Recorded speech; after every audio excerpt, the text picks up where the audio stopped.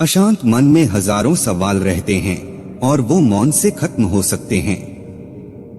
बुद्ध से एक व्यक्ति ने कहा कि मैं आपसे कुछ प्रश्नों के उत्तर जानना चाहता हूँ। बुद्ध ने कहा कि पहले कुछ समय के लिए मौन धारण करो। अशांत में कई तरह के प्रश्न चलते रहते हैं। जब तक इन प्रश्नों के जवाब नहीं मिल जाते हैं, मन को शांति नहीं मिलती है।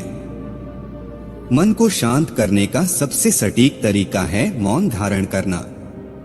इस संबंध में गौतम बुद्ध का एक प्रेरक प्रसंग प्रचलित है। जानिए ये प्रसंग। एक दिन गौतम बुद्ध से मिलने एक व्यक्ति पहुंचा।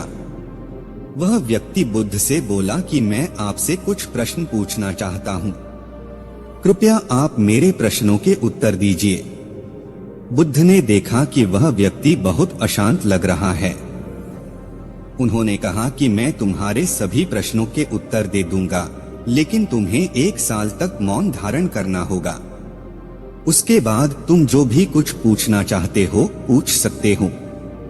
मैं अपनी बात का पक्का हूँ, 1 साल बाद तुम्हें सारे प्रश्नों के उत्तर जरूर मिल जाएंगे। व्यक्ति ने बुद्ध की बात मान ली और मौन व्रत धारण कर लिया। अब वह पूरे समय मौन रहने लगा। कुछ ही दिनों में मौन की वजह से वह ध्यान में उतरने लगा था। उसका मन शांत होने लगा। मौन और ध्यान की वजह से उसके सभी प्रश्न खत्म होने लगे। इस तरह 1 साल बीत गया। अब वह एकदम शांत और प्रसन्न रहने लगा था।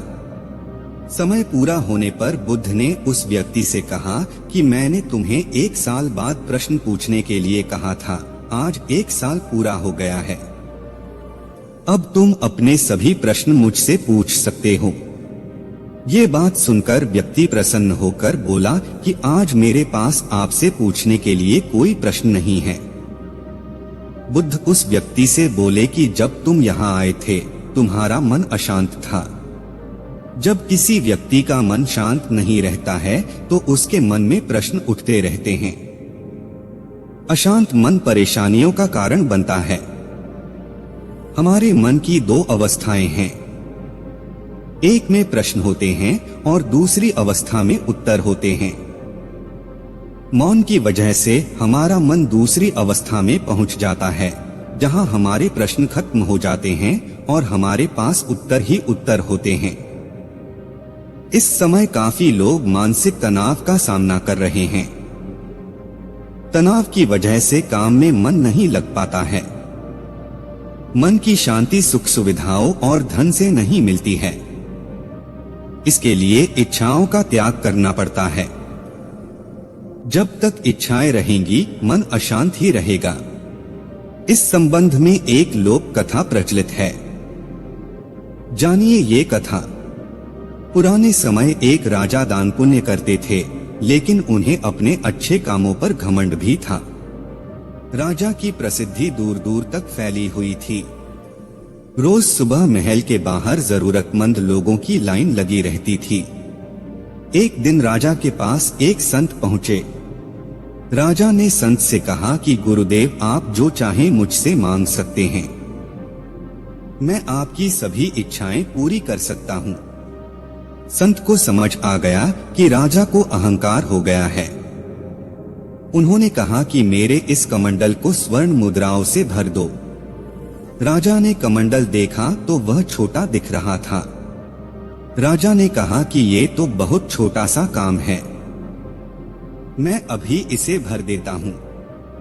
राजा ने अपने पास से मुद्राओं की थैली निकाली और कमंडल में डाल दी, लेकिन मुद्राएं कमंडल में जाते ही गायब हो गईं। राजा ने कोषाध्यक्ष से और मुद्राएं मंगवाकर उस कमंडल में डाली तो वे भी गायब हो गईं। ये देखकर राजा हैरान था। राजा को अपना वचन पूरा करना था, इसलिए उसने अपने खजाने से और मुद्राएं मंगवाईं। राजा जैसे जैसे स्वर्ण मुद्राएं उस कमंडल में डाल रहा था, मुद्राएं गायब हो रही थीं। वह कमंडल खाली ही था। राजा ने हाथ जोड़कर हार मान ली और कहा कि कृपया इस कमंडल का रहस्य समझाएं। इतना धन डालने के बाद भी ये भरा क्यों नहीं? संत बोले कि राजन, ये कमंडल मन का प्रतीक है। जिस तरह हमारा मन सुख सुविधाएं, धन, पद और ज्ञान से कभी भरता नहीं है, ठीक उसी तरह ये कमंडल भी कभी भर नहीं सकता। मन की इच्छाएं कभी खत्म नहीं होती हैं। मन शांति के लिए हमें हर हाल में संतुष्ट रहना चाहिए। कभी भी घमंड न करें। इच्छाओं और घमंड का त्याग करेंगे तो मन शांत रहेगा।